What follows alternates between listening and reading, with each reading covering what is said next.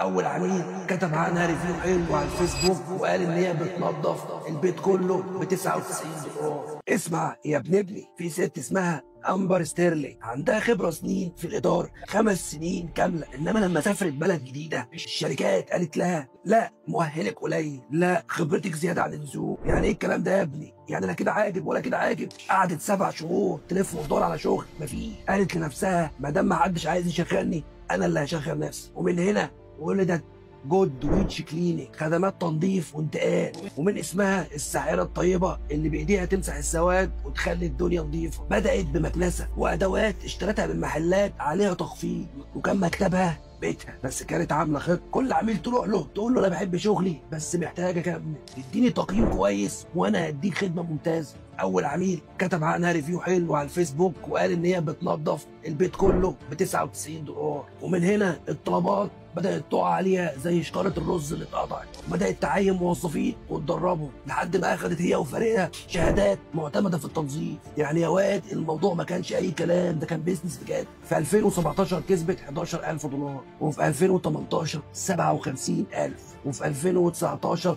119,000، وفي 2020 216,000. كسبت في سنة 2021 نص مليون دولار إلا شوية. وبدل ما تجري ورا التوسع التجاري الكبير ركزت على البيوت والعائلات، تخدم الناس اللي زيها وتبني معاهم ثقه وراحه. الخلاصه يا واد، لو السوق قفل في وشك افتح انت الباب بنفسك. فكره بسيطه مع شغل نضيف تكبر وتبقى مشروع يغير حياتك، وده مع اي باب يقفل في وشك يا واد. زمانك لسه ما نضجتش يا واد. لما تنضج هتعرف ان الشغل مش دايم للي بيدور بس، الشغل دايم للي بيخلقه.